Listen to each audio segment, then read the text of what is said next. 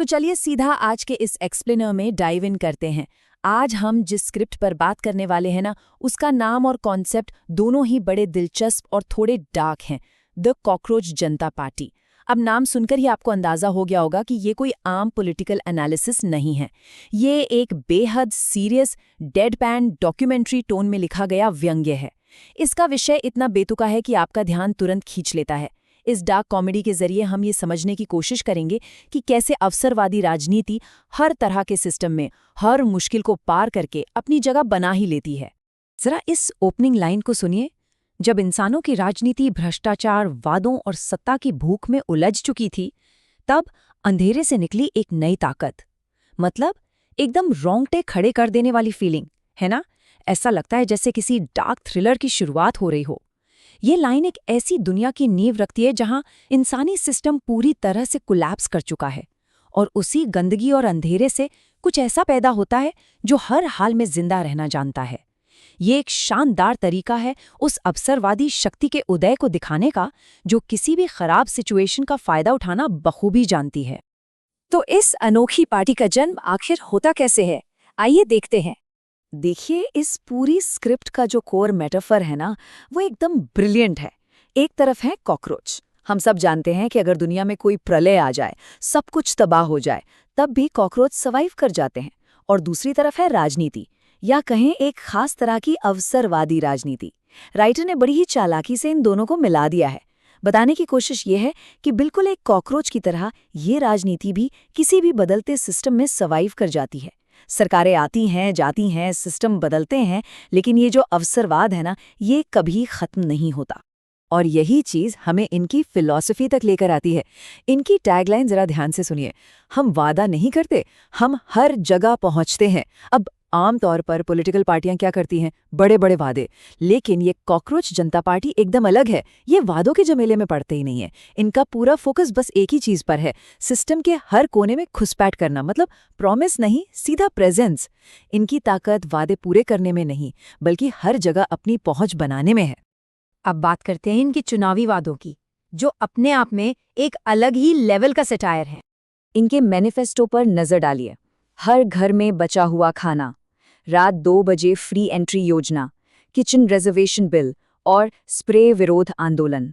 सुनने में एकदम बेतुका और फनी लगता है ना, लेकिन अगर हम थोड़ा गहराई में जाएं तो ये हमारे रियल वर्ल्ड की राजनीति पर एक बहुत ही तीखा तंज है।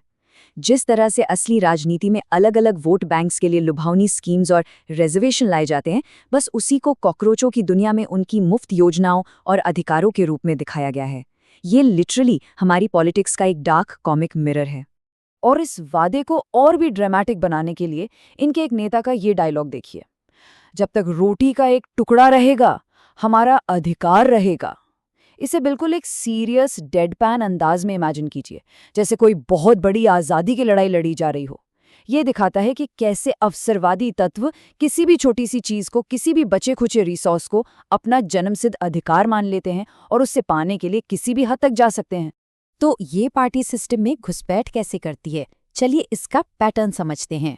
इनके फैलने का जो सफ़र है ना, वो सच में डरावना है। ये सिर्फ किसी एक गटर या नाली तक सीमित नहीं रहते। ये शुरुआत करते हैं हमारे और आपके रोजमर्रा के ऑफिस से, फिर पहुंचते हैं हॉस्टल्स में, वहां से 5 स्टार होटलों में, और फाइनली देश की सबसे बड़ी संस्था यानी संसद तक। मतलब अवसरवाद सिर्फ जमीनी लेवल पर नहीं रहता, ये धीरे धीरे रेंगते हुए सत्ता के एकदम टॉप तक पहुंच जाता है, और हमें कानो कान खबर तक नहीं होती। स्क्रिप्ट में एक फेक एक्सपर्ट का इंटरव्यू है जो इस पूरी सिचुएशन को एकदम सटीक तरीके से समझाता है। वो कहता है, इनकी सबसे बड़ी ताकत है एडेप्टेबिलिटी। ये हालात नहीं बदलते, हालात के हिसाब से खुद बदल जाते हैं। और सच कहूं तो यही पॉलिटिकल अवसरवाद की सबसे बड़ी सच्चाई है। ऐसे लोग कभी प्रॉब्लम सॉल्व करने या हालात को बेहतर बनाने नहीं आते, वो बस खुद को उस प्रॉब्लम के हिसाब से ढाल लेते हैं ताकि उनका अपना फायदा चलता रहे। यही एडेप्टेबिलिटी उन्हें हर सिस्टम में जिंदा रखती है। लेकिन यहाँ एक बहुत बड़ा सवाल खड़ा होता है, असली समस्या आखिर है क्या? कॉकरोच या फिर वो गंदगी?